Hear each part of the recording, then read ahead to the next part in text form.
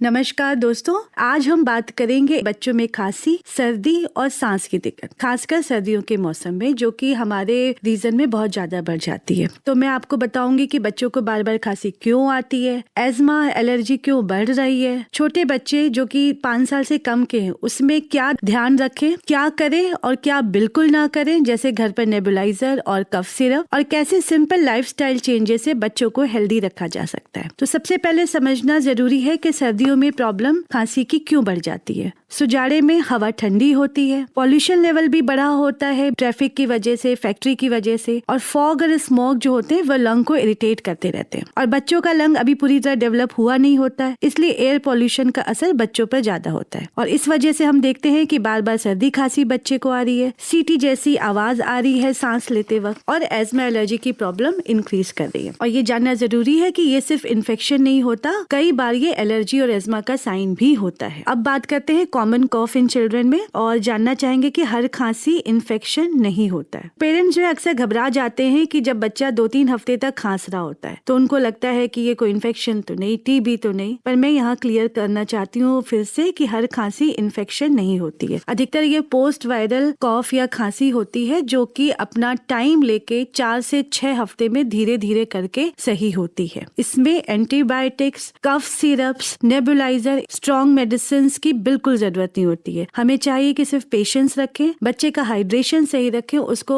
थोड़ी थोड़ी देर पे गर्म पानी, शहद, काढ़ा, ये सब चीजें देते रहें जिससे कि उसका जो गला है वो मॉइस्चराइज है, वो इरिटेशन ना हो वहाँ पे। अब बात करते हैं छोटे बच्चों की, स्पेशली जो 5 साल से कम बच्चों की। इस एज ग्रुप में क्या होता है कि एयरवे बहुत ज्यादा नैरो होता है, छोटे हैं एयरवे भी नैरो है, इसलिए थोड़ी सी भी स्वेलिंग हुई या थोड़ा सा भी कॉफ या म्यूकस जमा हुआ तो सांस में प्रॉब्लम हो जाती है। इसीलिए छोटे बच्चों में पसली जल्दी चलती है और दूध पीने में दिक्कत आती है खांसी और पसली चलने की वजह से, और ये जो है ये खतरे के निशान हो सकते हैं। ऐसी स्थिति में घर पे इलाज बिल्कुल ना करें, डॉक्टर को तुरंत से दिखाएं। अब बात करते हैं कि आजकल एस्मा एलर्जी क्यों ज्यादा हो रही है। इसका सबसे बड़ा रीजन होता है एरो एलर्जन। एरो एलर्जन मतलब कि हवा में मौजूद एलर्जी वाले कण, जैसे कि हाउस डस्ट, घर में जो धूल होती है, डस्ट माइट धूल पे नहीं होता है, हमारे कपड़ों पे, हमारे बेडशीट पे, पर्दे में, दरी, इन सब चीजों पे होता है। पॉलेंस, क्योंकि ऐसे समय में जो फूलों के परागकण होते हैं, फिर घर में जो पेट्स रखे जाते हैं, डॉग और कैट स्पेशली, ये दोनों पेट्स जो होते हैं इनके बाल, और अगर घर में सीलन है, सो ये चीजें हमारी एयरवे को सेंसिटिव बना देती हैं, जिससे कि बार बार कॉफ और वीजिंग, जिसको कि कहते हैं सीटी जैसी आवाज आती रहती है। और हमें ये जानना जरूरी है कि एस्मा का मतलब ये नहीं होता है कि बच्चा कमजोर है। एस्मा का मतलब है कि एयरवे ज्यादा सेंसिटिव है, और सही इलाज से बच्चा बिल्कुल नॉर्मल लाइफ जी सकता है। और एस्मा में इलाज है इनहेलर्स, सबसे जरूरी इलाज इनहेलर होता है, न कि नेबुलाइजर। हर खांसी में नेबुलाइजर की जरूरत नहीं होती है, और बिना डायग्नोसिस नेबुलाइजर देना हार्मफुल हो सकता है बच्चे के लिए।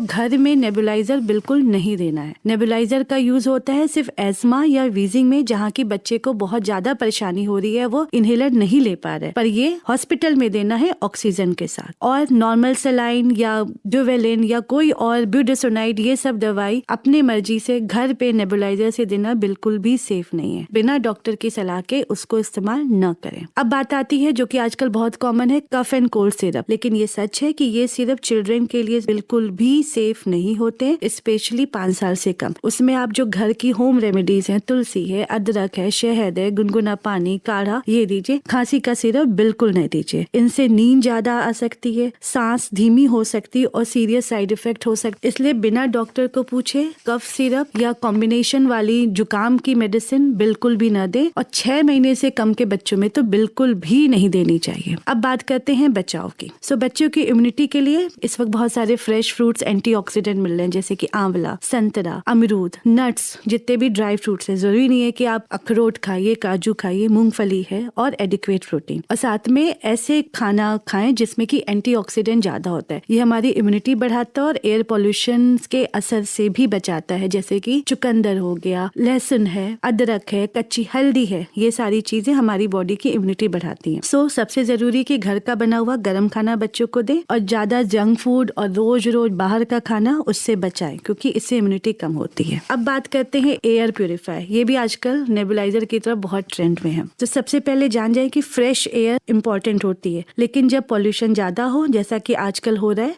आउटडोर प्ले थोड़ा लिमिट करें। स्कूल जाते जाते वक्त मास्क यूज करें। अपने घर में जितना हो सके इंडोर प्लांट जो कि ऑक्सीजन बढ़ाते हैं, जैसे कि मनी प्लांट हो गया, स्नेक प्लांट है, ये सब लगाएं। एयर प्यूरिफायर के बारे में एक मिथ ये है कि एयर प्यूरिफायर सब प्रॉब्लम सॉल्व कर देता है, ऐसा बिल्कुल भी नहीं है, क्योंकि एयर प्यूरिफायर उसके टेक्निकल वैल्यूज होती हैं, उसके बेसिस पे ही उसे लिया जाता है। एयर प्यूरिफायर को कमरे के बीच में रखना चाहिए, न कि कोने में, और उसको रिपीटेड क्लीनिंग करनी चाहिए। बट एक तरह का वो मिथ ही है। उससे ज्यादा अच्छा है कि आप फ्रेश एयर अपने घर में कैसे ला सकते हैं इंडोर प्लांट्स यूज करके, या घर का वेंटिलेशन सही करके, उस पे ज्यादा ध्यान करें। सो बेस्ट सॉल्यूशन है कि आप सोर्स कम करें, जैसे डस्ट कम करें, घर में पर्दे, दरी ये सब कम रखें, क्योंकि इन सब पे डस्ट माइट होते हैं जो कि बच्चों में खांसी और एस्मा की प्रॉब्लम बढ़ाते हैं। घर का वेंटिलेशन सही रखें। घर में स्मोकिंग बिल्कुल भी ना करें। हर खांसी को आप लाइटली न लें, लेकिन हर खांसी का एग्रेसिव ट्रीटमेंट भी न करें। एक और परेशानी वो है कि सूखी खांसी और गीली खांसी किस कारण से होता है और क्या करें। तो जैसा अभी तक मैंने जो बताया था पोस्ट वायरल कॉफ, तो वो सूखी खांसी होती है। शुरू के 4-5 दिन गीली खांसी होती है, जबकि नाक भी बहरी होती है। आपको लगता है कि गले में कुछ सिक्रीशन है जिसकी वजह से खांसी गीली होती है, पर धीरे धीरे करके वही खांसी सूखी हो जाती है। बच्चे को गले में हमेशा लगता है कि कुछ फंस रहा है या कुछ इरिटेट कर रहा है, उसकी वजह से हमेशा पानी पीने का मन करता है। तो इसीलिए कहा जाता है कि जब सूखी खांसी वाला फेज आ जाए तो ऐसी चीजें बच्चों को दें जो कि उसके गले को मॉइस्चराइज रखे। तो आप लॉजेंस घर में काढ़ा है, शहद, ये सब दे सकते हैं। सो सूखी खांसी का सबसे कॉमन कारण है पोस्ट वायरल कफ। अब बात करते हैं गीली खांसी की। सो गीली खांसी, अगर बच्चे को 2 से 4 हफ्ते के लिए गीली खांसी हो रही है, उसके अलावा बच्चे को कोई परेशानी नहीं है, तो वो